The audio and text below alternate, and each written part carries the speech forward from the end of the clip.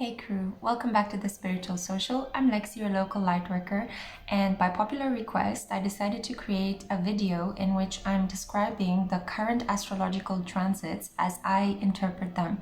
So I'm using an ephemeris for the years 2020, 2021, 2022, and 2023 from astrodeans.com. You can easily Google that online and fact check any of the dates that you hear in these videos.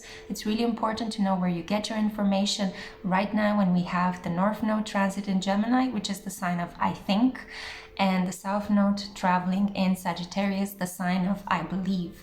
So I'm going to talk to you about what I understand to be as the quickening. And this is just a period when a lot of collective desires, collective wishes to improve our situation, to improve humanity and the environment are going to take place starting from December 2020 and culminating with Pluto's shift into Aquarius in January 2024. So there will be a concentrated span of about three to 4 years where we're going to change how we understand our relationship with the government, with social institutions, and how we are claiming back our power from the 1%. Stay tuned. I will not do any sorts of fear mongering in this video, but I will tell you the blessings and the challenges that the current transits are bringing into our lives. I'm actually filming this video around the time when Mars is just about to go direct. Mars is the energy, our drive, our willpower, our life force. And it's just about to go direct in the sign in which it rules, Aries, the sign of I am, I want, I create, I desire, I manifest. So Mars is really exalted in this sign. Astrologers everywhere consider that Mars in its own sign is the sign of the illuminated solar warrior. It is the sign that will fight for you, will defend you, and will not back down in a situation when force is required. The lower vibration of Mars in this kind of energy is muscle power over thought. It is doing it before thinking about what you're actually doing. But the higher vibration of this is spiritual warrior, a person that defends the weak, a person that has the courage to be first in the line of combat and say, this will not pass. A person that has all the strength and the stamina to keep going when others are reaching for their third cup of coffee and wondering why they can't get out of beds. So remarkably, this energy is going to be spiritualized in the middle of December. Why? Well, it's because the sign of the wounded healer, Chiron, the asteroid that represents teaching others from your own consciousness of being wounded. So let's say something traumatic has happened to you, you've learned from it, and then you are able to help other people that might be going through the same traumas. And in this way, you are able to actually heal your wound. This is a wound that cannot be healed by itself. You need to do something for other people in order to heal your wound. And considering that Chiron is moving direct into Aries on the 16th of December, collectively, we are going to come out of a period of slumber, of a period where we were a little bit unsure of how to find our footing. And Mars all of a sudden wakes up and gives us the drive to heal ourselves, to heal those parts where we felt like our individual rights and our capacity to self-express and say the truth, speak the truth, fight for the truth were somehow infringed or constrained by all of the energy that found itself to be in the sign of the father, but a dominant father, a father that is more my way or the highway, because we had a slew of planets in Capricorn. We had the South Node, Jupiter, Saturn, Pluto in the sign of the father, the sign of traditionality and traditional institutions, the sign that wants to own things rather than think about your capacity to express yourself. So there has been a clash, and a lot of Aries energy has had to endure a lot of restrictions, limitations, blocks, and obstacles to its capacity to be able to just be, to just do, to just live out that inner passionate fire of creation. This is going to change starting from December, because not only is Mars waking up from its slumber, it will join Chiron. It will help us heal ourselves by taking action and remarkably, by taking action on behalf of other people. So self-serving actions will no longer be tenable. We will have to fight for the weak, to fight for those that are on the margins of society. And as we know, 2020 has been a very difficult year for a lot of people. It hit the poorest, the ones that are on the margins of society, the worst. People that have no homes, people that were struggling to make ends meet by having low-paid jobs, they lost those. So right now in December, during the cold winter months, we are going to be reminded of what can we do with an ever-increasing population in this world that is sick, is poor, and is tired of seeing the 1% earning all of the privileges, tired of seeing how all of the energy and all of the world's riches are actually going to a select group of individuals that are not protecting the environment, that are not making this world a better place. They're just making it a place that can be abused. So these things are coming up to the surface. Not only that, but this fiery energy of Mars conjunct Chiron in Aries is going to be matched by 3 planets entering into Sagittarius. Yes, my dear Sagittarius, you can breathe a sigh of relief. All of that energy that was funneled into the North Node in Gemini is now being funneled into your South Node. So those karmic nodal points of the Moon, the South Node and the North Node, that speak about our karma and our dharma collectively in this lifetime, have been moving through Sagittarius and Gemini since May of this year. But there has been slightly more power given to the brainy, versatile, but slightly superficial sign of Gemini. Gemini is the pessimistic thinker that likes to broaden its mind by collecting a numerous variety of pieces of information. It is the distributor of knowledge. Gemini is also the energy of chit-chatter, gossip, and popularizing beliefs just for the sake of popularizing some beliefs. It does not hold them necessarily to be true or not. In a Gemini mind, which is highly brainy and highly intellectual, any possibility can be the truth. There is no such thing as a universal truth. And this is where we've been having our life purpose this year. Collectively, our life purpose was in trying to amass as much information as possible to try to make ends meet. It has been a concern with our local communities, what is happening in our neighborhood. However, this energy has been heavily squared by Pluto's transit into Capricorn. Pluto is the sign of transformation, but it is also the sign of power plays and domination. And it has been in the sign of Capricorn. So it has been a lot of the battle between what I think I know and what I own. Or how can I protect my assets by getting as much information as possible? Because information is power. So collectively, we're moving at the moment into our karmic debts because we are going into the energy of the South Node. 3 planets are moving in December into the sign of Sagittarius, and they're going to join the South Node. And these planets are going to be the Sun, our goals, our identity, our capacity to shine and be ourselves. Venus, what we love and how we make money and what we understand through pleasure. Mercury, how I think and how I understand and learn about my environment. So all of a sudden, all that energy that was placed into our Gemini North nodes is going to be switched into the Sagittarius South node. And you know, Sagittarius is a really firecracker. Together with Mars and Chiron in Aries, this speaks about the potential for collective uprisings. There might be revolts, there might be street protests because people will want to take their power back. It is wintertime in the Northern Hemisphere. And a lot of us that have been sick, that have lost their jobs, and that have no prospects or opportunities for future employment are going to get angry.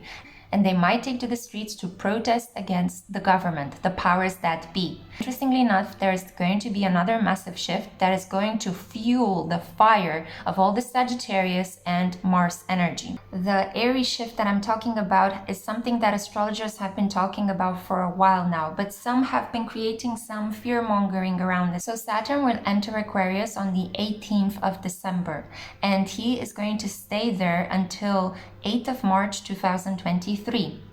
There will be a remarkable movement that Saturn will do in the sign of Aquarius, which is it won't retrograde back into Aquarius. all the way up until 2023, which is a really unusual amount for Saturn to actually stay in a sign, it won't be able to retrograde back into Aquarius. As we all know, when Saturn moves, it takes a span of about 2.5 years, and it usually moves into the next sign and it dips back into the sign because it has to retrograde, and then it moves again into the next sign. Well, interestingly enough, Saturn in Aquarius is acting in a very erratic, spontaneous, and unusual way, which is a very good indication of Uranian energy. It is unique. It is very out there. You cannot control it or contain it. You just observe it and you take part in its magnificence. Days after this, something remarkable happens. On the 20th of December 2020, 2020, we are going to have Jupiter, the god of luck, abundance, growth, and expansion, joining Saturn into the sign of Aquarius. And I got goosebumps as I said this because, guys, this is gonna be a transformative, collective, airy energy. This is going to be power back to the people, taken from the 1% and placed into the hands of each individual. Now, the downside of this energy is that I see us breaking from large groups into smaller collective, into little churches that have their own set of beliefs, that want to do things their own way, and that do not take command from a higher authority above them. They want to see everything as equalitarian. So this can have some really good blessings in the way that we will take our power back by creating our own communes, maybe growing our own food, or creating living arrangements for those of us that are very poor or for the homeless. So we're going to help others. Aquarius, in its highest vibration, is the sign of the innovator, the inventor, the humanitarian, the one that waters the public with its supreme knowledge, right? At the same time, Aquarius is the sign of the rebel that just rebels without a cause sometimes, just because it's fun to be unique and different. So the challenges that I see coming up in the next year will be potentially more terrorist attacks, potentially people banding up in groups of vigilantes that will not respect the government's authority anymore, because all of a sudden all that power that Saturn was self-containing in the sign of Capricorn will be released and given back to the public. So there will be clashes, continuing clashes between Pluto in Capricorn, which remains there until 2023, and all this Aquarius fiery energy backed up by Sagittarius and Aries energy that will just all of a sudden erupt in December. Uranus in Taurus, which is also the sign of protecting the earth, of the environment, is going to be squaring Saturn and Jupiter into Aquarius. So what I also feel that might happen is that we will see continuing dangers posed on our environment, sudden and spontaneous, potentially volcano eruptions, potential earthquakes, potential mass fires might happen that will again test the government's capacity to act quickly to defend the public, to defend the land. And I feel that institutions will continue to fail us in that regard, which will strengthen our resolve to take matters into our own hands. So the most important transits that I see for 2021 are going to be this massive incoming air into our collective needs. We will feel more enlivened and inspired to connect with each other, to protest, to fight for our rights, to defend the weak against bigotry, against harsh imprisonment, against death, and criminalizing people just because they are part of a minority in society. And together with this, we're going to heal ourselves by healing others, by defending others, by fighting for their rights. So if you can, please defend those around you.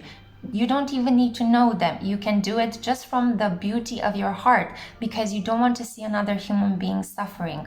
And we will all collectively be spurred into feats of courage, feats of wanting to come together to do something better for ourselves by doing something better for the community.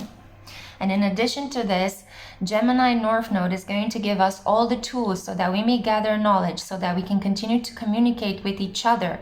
We will see some really beautiful advances in the way in which we use communication. But not only that, people are rising up into the knowledge that they can telepathically communicate with each other, that we can create spells that protect the earth.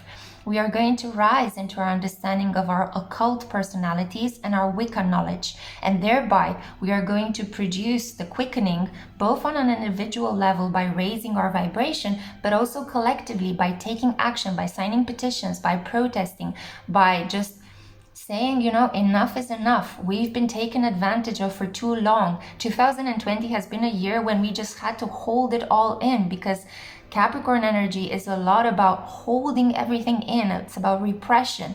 Well, all of this repression I see will bubble up to the surface in December of 2020, laying the groundwork and the foundation for 2021. Another significant transit that is happening, and I have it written down here, guys, is the fact that on the 7th of January, Mars is finally going to leave Aries and will enter Taurus. Now, Mars is in detriment in Taurus, but it is also a sign ruled by Venus. So I see a lot more women coming into their power because they will be in some way spurred on by Mars and this beautiful energy of we need to protect Mother Earth by rising into our Wicca power. So I see more witches, I see more tarot readers, more astrologers, especially feminine ones, or men that are very in tune with their feminine side, with their anima, rising up and becoming more influential in the collective unconscious. It takes a week for Mars to join up Uranus when it enters Taurus on the 7th of January. And this is all going to happen as the Sun will join Capricorn, and it will be together with Pluto. So we will see that the government might have a spur of power after a sudden force of the people in December, but then we will go back to having the people claiming their rights as soon as the Sun goes into Aries. So what I see for 2021 is a lot of these frictions between our collective needs and the powers that be. We will go one step forward and one step back, one step forward, one step back. It's almost as if it's creating this friction movement that you sometimes have during sex or during the pain of birth, so that something else can be all of a sudden brought out into the universe, like an orgasm or like a baby. Creation comes with a lot of friction and tension. But what I think is that we will be much better off. Finally, what I think is going to happen with the transit of Jupiter and Saturn, both in such an innovative sign, is that there will be a progressive push and effort to try to liberate us from the restrictions of living life here on Earth.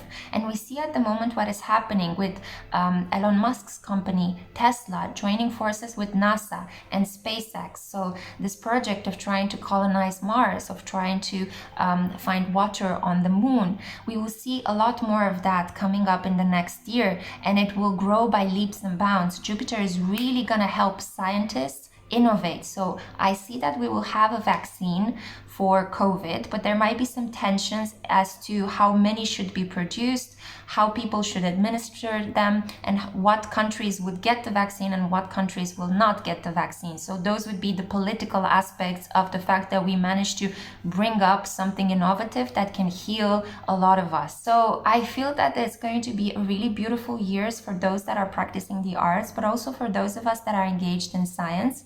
We will come together because Aquarius is the sign of the communicator, even though an emotionally detached communicator. So we might not be so touchy, feely. We might still be obsessed with cleanliness, but we will communicate more with each other. We will support each other more. And even though there might be rebellious groups or, terrorist attacks still continuing to happen in the world, I do feel that ultimately the collective will be helped. So potentially there might be terrorist attacks, but no people will be wounded, or people will be kept safe, or there might be landslides or earthquakes or all sorts of shifts happening with the earth, but people might be saved and helped very quickly to deal with a natural disaster. So this is what I see, guys, for the transits that are coming up. I hope this helps. I hope it gives you hope. And yeah, stay tuned for my next video. It's going to be a pick a card reading.